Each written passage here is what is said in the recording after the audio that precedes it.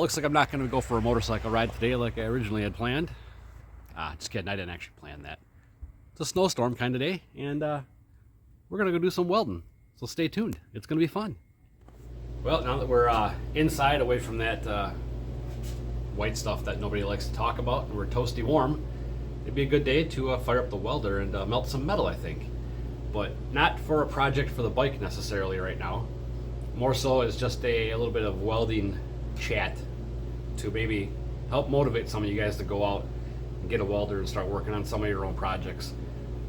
Having that buddy that knows how to weld is always nice, but it's even better when you are the buddy that knows how to weld. People a lot of times will avoid welding because they think they can't do it. They don't know how, they don't understand it, or they don't have a welder. But I want to, in this video, just kind of show you just real quick, down and dirty.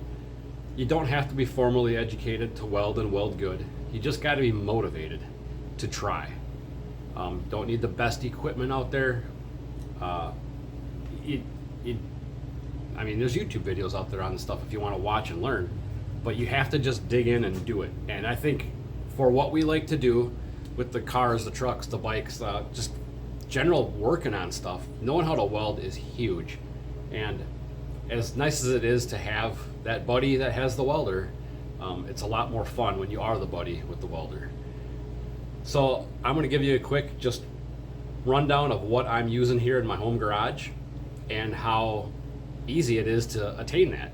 So I used to be a welder, for a living, kind of mechanic welder kind of thing. But almost 20 years I was doing welding like every day. And before that, had a couple other jobs in the past welding, but never went to school for it. My education pretty much stopped after high school tech classes. Everything after that, I just picked up on my own. When you have that friend of yours that's welding on something, you take to him, and he looks at you and goes, "Hey, you want to give it a shot?" Don't be the guy that stands there and goes, Nah, that's not for me. I can't do that." That guy's asking you because he wants to show you something and help you learn how to do something. And that's where I would jump in when I got offered to, weld something when somebody was doing it. I would try, and that's where it's gone from there. But for now, we're going to just tear into kind of how I have my stuff set up and how easy it'll be for you to get that. So let's go check out what I got going on here. So here are my little buddies. They are green by accident. Actually, the one's on purpose. The other one just happened to show up green. I got a little wire feed welder, the little 110 220 unit, dual voltage, gas or gasless, so I can use flux core on that. That I got off of eBay, was less than 200 bucks, and I've welded stuff for the house. I've done exhaust, any little steel projects. That thing works awesome. I'm not buying $1,000 plus Miller unit to just do like hobby type stuff. I'm not a production shop. I'm not doing customer stuff. That just gets the job done, down and dirty, cheap and simple, and it does really nice welds. It's just a little guy there. Nothing more than voltage and wire speed. But this guy I really like. It's an Everlast, and it is the cheapest TIG welder they offer. That it's the 185 DV power TIG. It's dual voltage, AC/DC, so I can do aluminum with that. And it also has pulse, and it'll do stick if you wanted to. But I don't get into stick welding because I'm not a hillbilly pipe welder. Ooh, just kidding. But yeah, I have done up to 1/4 inch with that, but it's voltage sensing, so it knows when you're plugged into 110 or 220 volt. So when you're plugged into 110, which is all I have in the garage at the moment, I haven't finished my over here, my 220 wiring yet. That'll give me a max amp capability, 185 amp to weld. I do a lot of my welding for like the exhaust stuff that I do, the charge tubing. I'm only running around 75, 80 amps or so, which is plenty. But the 1/4 inch, I got to max it out with what it'll give me on 110 volt input. And I got to weld slowly and I can only cover a little bit of ground at a time, or it will actually pop the breaker in the garage because I only got 20 amp service out here. So that's kind of just a side effect, or a side note, I should say, to the fact that you can get a really nice, that was like $700, I think, 750, somewhere in there. You can get a really nice quality brand TIG welder that will do aluminum for less than $1,000 and will run off 110 volts in your garage. All my welding, the plumbing I did for the truck, for the supercharger kit, everything I've welded on that bike and some stuff on these bikes has all been with that off of 110. And this is where people think they can't afford this stuff. So say $750. So all you got to do is, not buy a few motorcycle parts for a couple weeks, and you can have a TIG welder. And once you have it, you don't have to buy another one. You got to buy it every couple weeks. So you're going to take a little bit of a financial setback from buying hot rod parts for a little bit for something that will help you grow your hot rod projects. So it's kind of a, nobody wants to waste a bunch of money on one thing, but once you have it, you'll never regret having it. So I'm going to show you now how well this machine runs, and we'll go over on the bench there and we'll weld a little bit of aluminum. So I moved over to the workbench now. Normally I'm not welding on the bench, normally I'm over on the table over here, but there's just some stuff in the way and it's just awkward to set up to film in that area. But I got the welder parked in the way here for now, just sitting there idling. Some scrap aluminum I'm going to run a few beads on. Wearing my Farm and Fleet special $130 KT auto darkening helmet. I love this thing. I wore it for like 6 years at my old job, and it's lightweight and doesn't give my neck any problems. But we're all about the budget here, right? You gotta accomplish your goals without spending a bunch of money and having to constantly go to somebody else to do it. But yeah, I'm gonna run some beads and kind of walk you through, basically just teaching yourself how to TIG weld. Just the process involved. A lot of people don't even know what TIG welding is. But yeah, so let's get going on some beads here.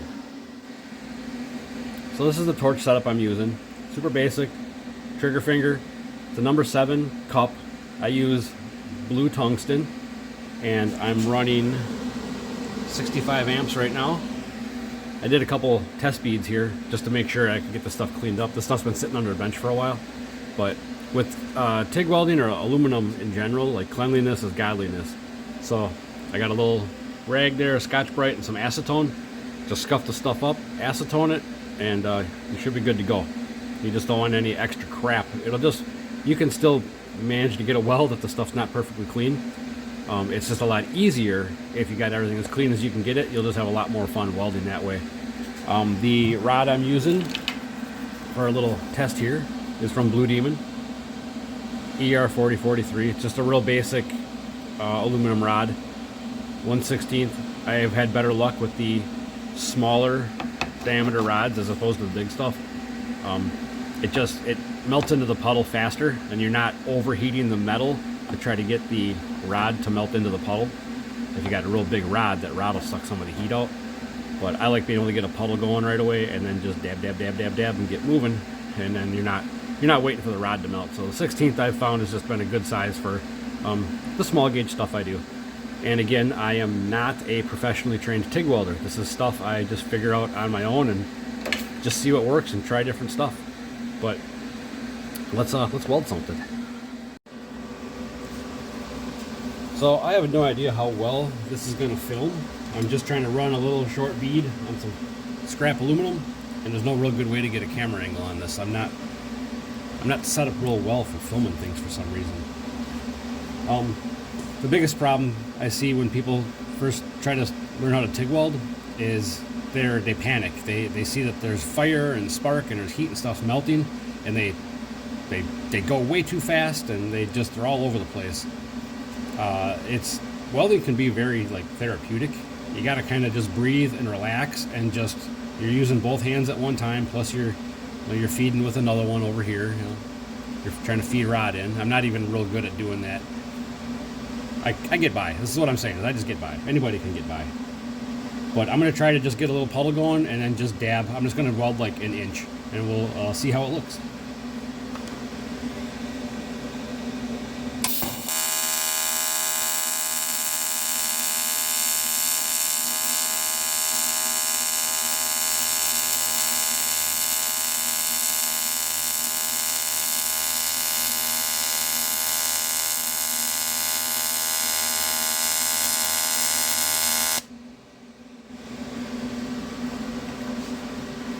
told you, I'm no pro. Took me a little bit to get the puddle going. 65 amps might be a little bit low for a start, but you can see the oxidation on the outside where it's cleaning, the cleaning action of the AC balance. But yeah, all together that would, that holds some metal together. I can dial this thing a little better yet, but that's basically the gist of it. Is just to relax and just get the puddle and just dab. And you want to keep the end of your tungsten, well, the tungsten too, but I meant to say, you want to keep the end of your filler rod in the gas area coming out of the torch, because everything, once this starts welding, everything is clean. The welder is basically cleaning it. That's the point of the AC balance. And if you take the rod out of the gas, they can oxidize real quick, and then you're putting dirty aluminum back into your weld. In layman's terms, we'll say. But that's it. I'm gonna try running just a couple more beads here and see how well they look on the camera. Okay, we're gonna try a couple different settings just to see what they do, and this is how you learn. This is why I tell everybody, you just go out and get yourself a welder and figure it out. I mean, nobody's gonna yell at you in your own garage for playing with settings on a welder. Second shift's not gonna come in and slap you with something. But I just changed my AC frequency from 145 to 135, and I turned the AC balance up to, what do we got, 30, about 40. So we'll see what those settings change. Let's go. Oop. There we go.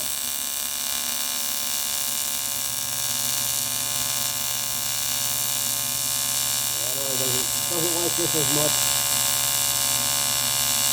Can make it work though.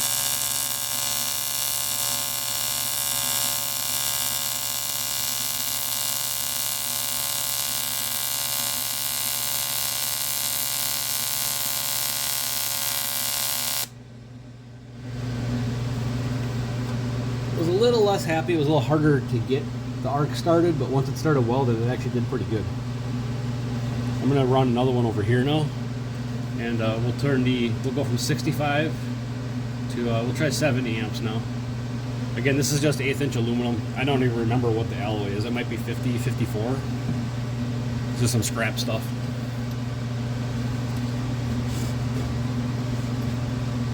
I'm running out of rod here. Alright, we're almost out. It's probably one of the worst videos I've ever made, but let's go again.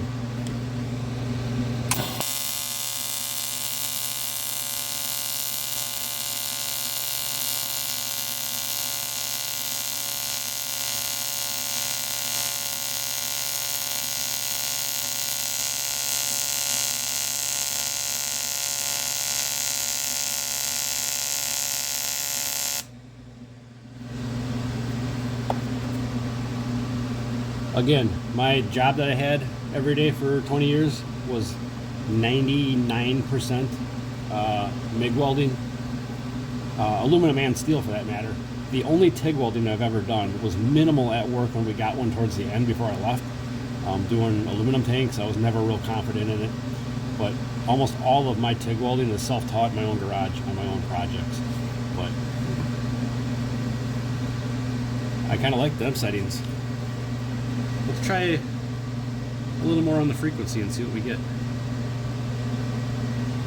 Yeah, we'll pump her up another 5. It might sound a little different, but we'll see what we get. I think I might have to, yeah, I'm going to get another rod out here because my hand's going to start getting in the way. If you can't see, just, come up into the front a little closer, would you? All right, we'll see what we get.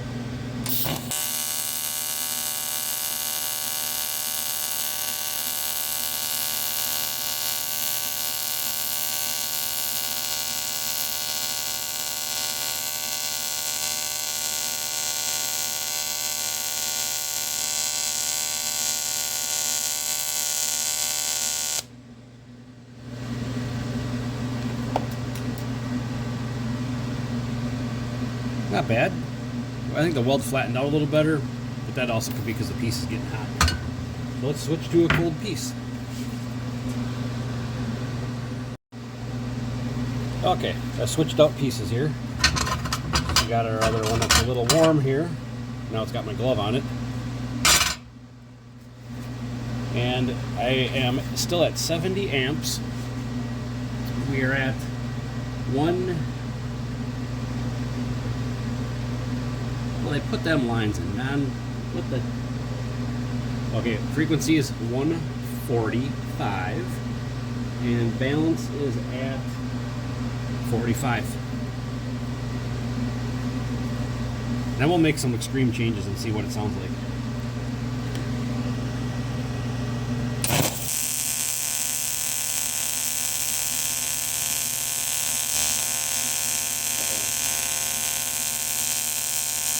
There we go.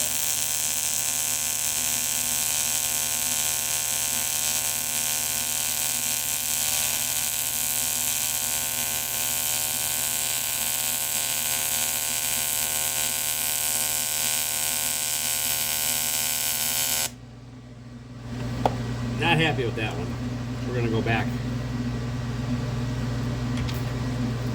That one seemed like it took a lot to get the puddle to actually clean up and form.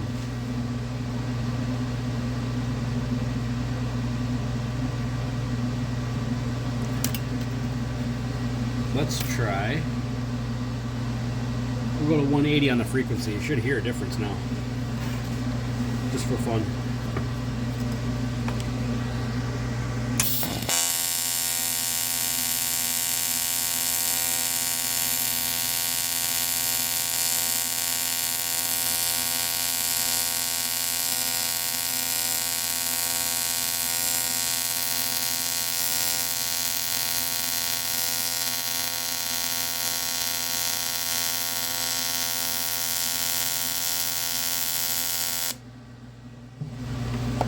That was pretty neat.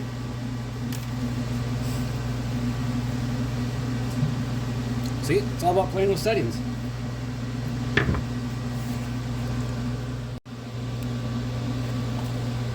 So you're literally watching me play around with my welder. Since I quit my old job, whatever, 4 months ago, I haven't welded consistently since then. So I've been looking for a reason to get out and just melt some metal. But it's good to sit down and play with the TIG welder a little bit, because like I said, once you get one, you're going to look for everything to weld, and it can be a little bit of therapy. So now we're going to try another setting here. We're going to go up even more on the frequency. From 180, we're going to go up to 190, and we'll turn the AC balance to, that was 30 on that last try. Let's try 35.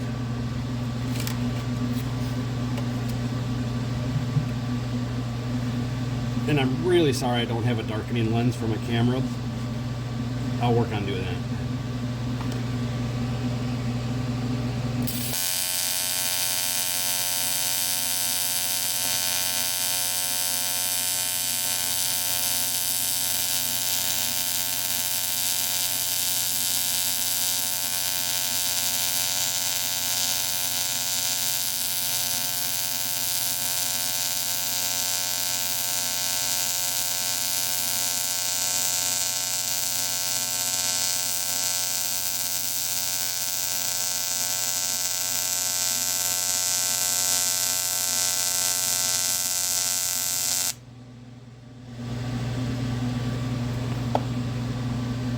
Pretty good. Piece is starting to get hot though. These are just little squares. I'll turn the amps down a little bit. We'll run one more for fun. That was 70. We'll go down to 60 and see what we get. I really liked how it ran at the 180 frequency though. And AC balance, I'm going to go 50 on that. See what we get. It's actually kind of fun. I hope you're enjoying it. Last one, I promise.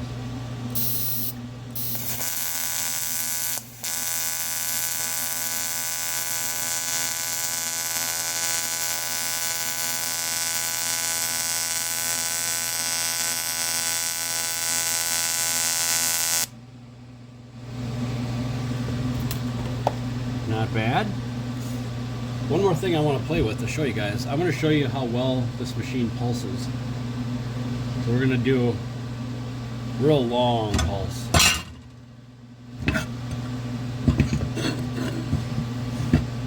Just so you can kind of hear the difference. Now remember, I only have a trigger. I only got a trigger on the torch, so that's my start and stop. If I had a pedal, I could fluctuate the voltage. And there's some triggers that have little wheels. You can up the voltage and down the voltage a little bit, or amps, I should say. But if you are running thin aluminum and you only got a trigger, you can use pulse, and that'll help control the heat in the metal a little better, a little more consistent. I don't know what I was trying to say there. It'll hold temperature a little more consistent as opposed to just getting progressively hotter and hotter. There's the, hot, cool, hot, cool, hot, cool, and it works pretty slick.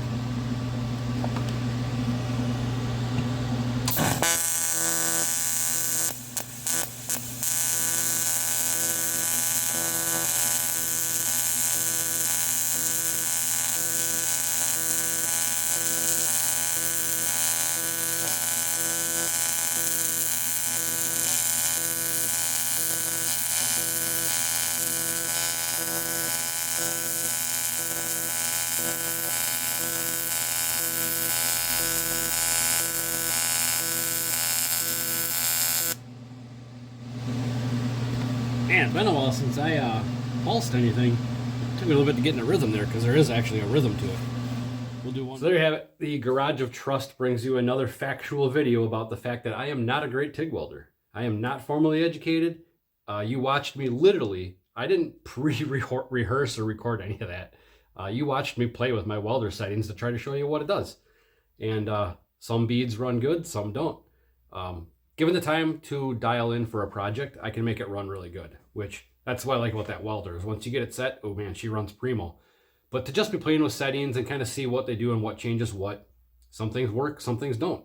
Every metal, every thickness, every heat range, everything's got its happy spots.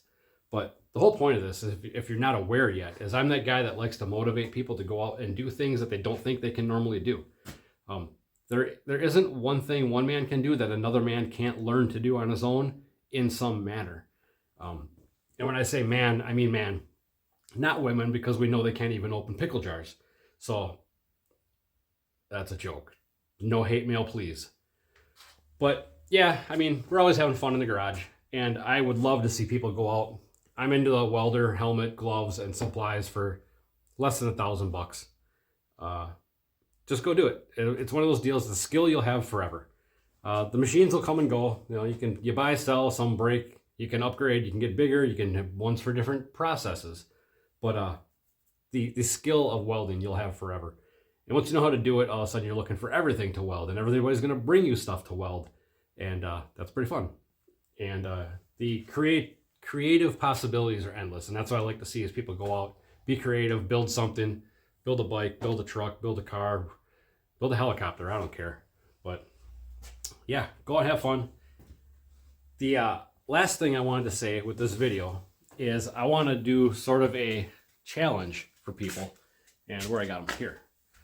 So I want to make it so that I have 2 brand new Fuel Tech hats here. I want to give these away to the first 2 people that can show me first purchase from David Ligori, the Ligori Drag Racing, and the first person to show me they got made a purchase from RJ at One Stop Speed. So if you can show me from this date on that you bought something from either one of those people, I'll send you a free Fuel Tech hat. Those are free to me. I thought it'd be cool to give them away to somebody else by promoting a purchase to those 2 dudes because they're actually really good dudes. And yeah, so now with that, I'm going to end this video, and everybody should go out and get a welder and some supplies and start melting metal and make your life a better place because it's therapy. It really is. See you later.